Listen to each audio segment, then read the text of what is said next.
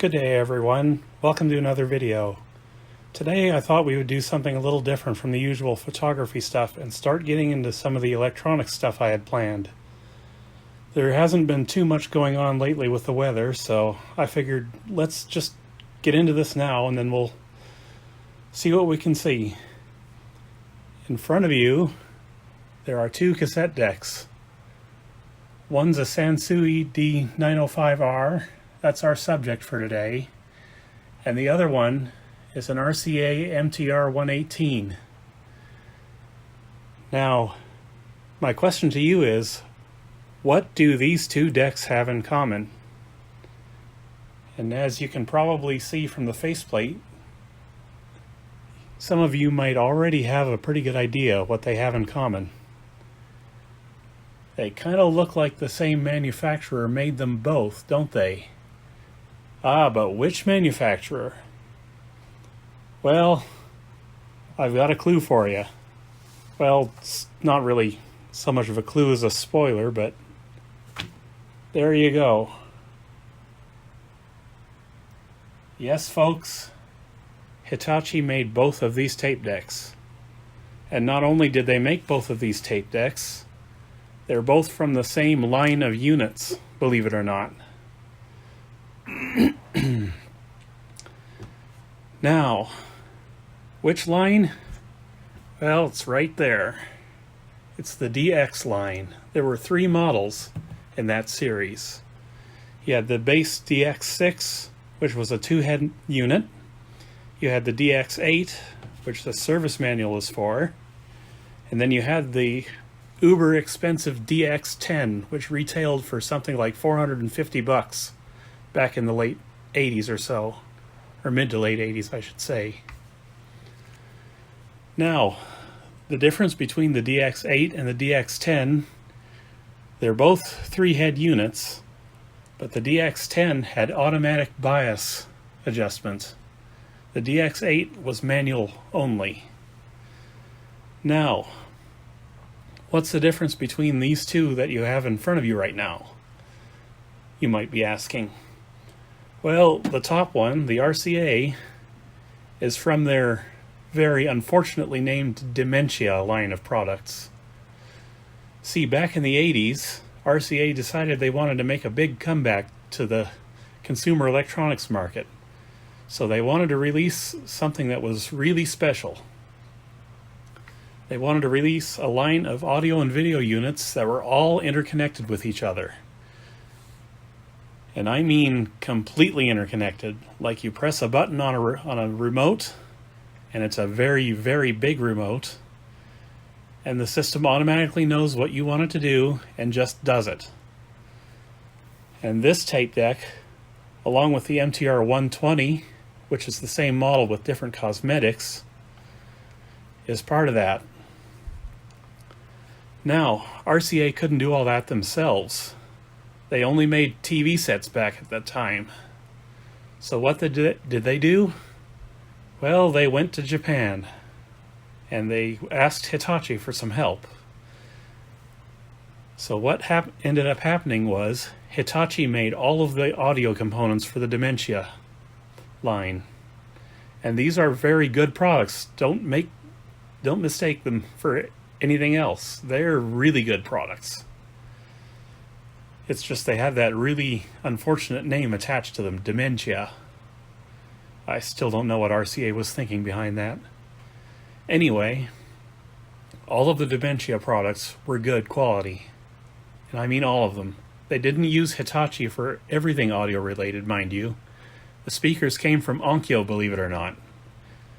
I'm not exactly sure why RCA decided to make that choice, but I think it's probably something to do with Hitachi's speakers not being quite as good as Onkyo's were at the time. And I have heard a full Dementia setup before. Once, way back in the 80s, my parents used to have a music store in the basement of a furniture store, and that furniture store had a complete Dementia setup, and it sounded awesome. I always thought those products deserved to have a better name attached to them than Dementia. But anyway, I'm getting off track here. Now, this is a modified DX6. It's not an actual straight-up copy of a DX6, and the reason for that is it's got instant on power. All the actual Hitachi DX units use this momentary push-button type, or not momentary. It's the click-on, click-off style. But RCA's needed to be on all the time. So Hitachi said, no problem, we can do that for you. And then they made this so it was always in standby. And you just hit a button and it turned right on. Now this one isn't plugged in right now, but that's the way it works.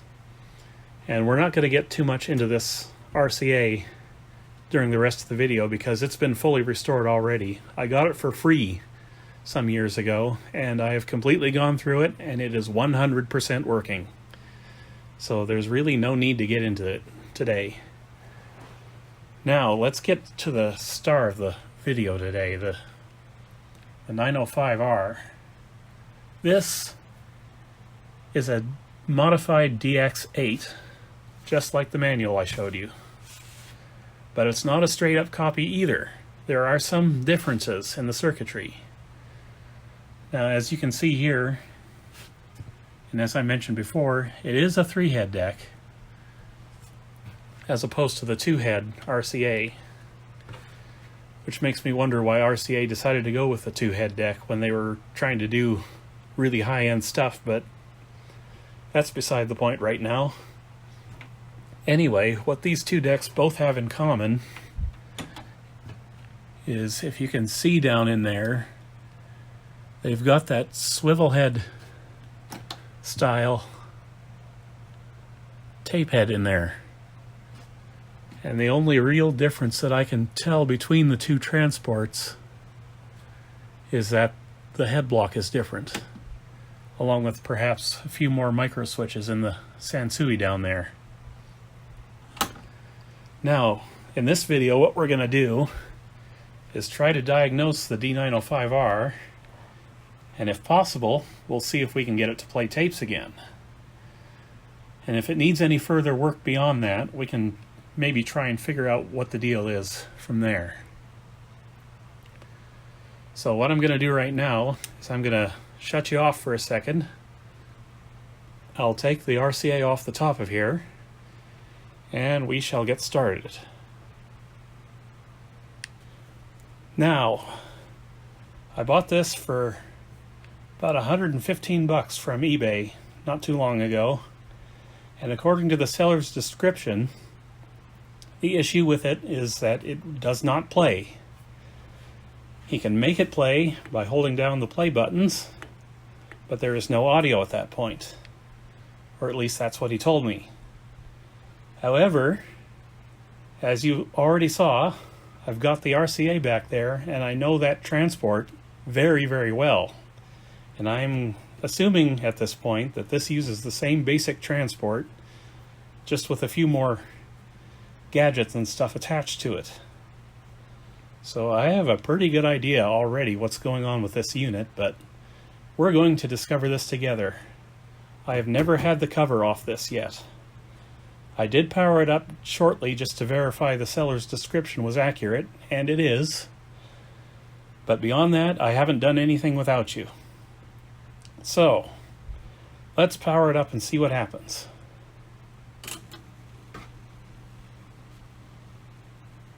Okay. If we can look past my light here, let me dim it a bit. We've got a nice working vacuum fluorescent display there. So the power supply looks good, at least so far.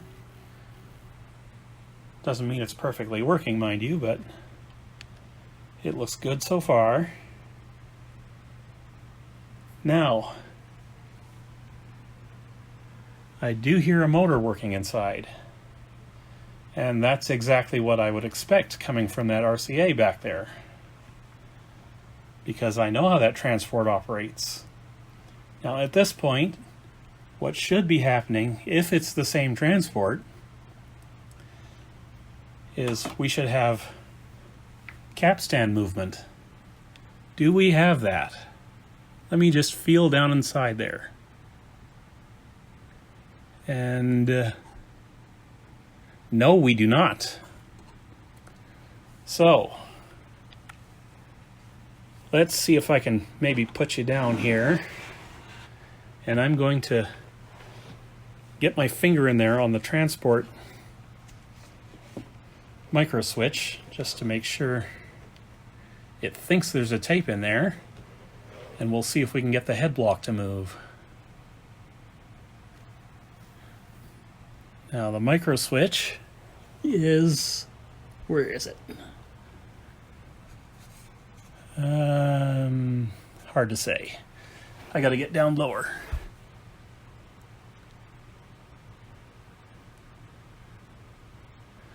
Okay, there's two under each side for record protection.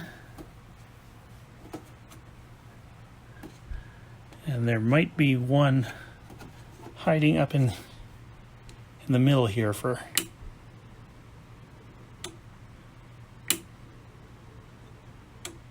yeah. Oh, we've got real movement. That's good. And actually kind of expected because I know this transport. Now, he said it would play when you hold the button down. And it does not.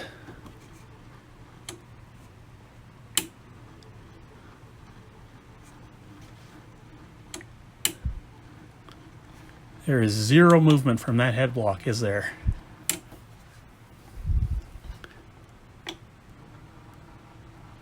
It does not even try.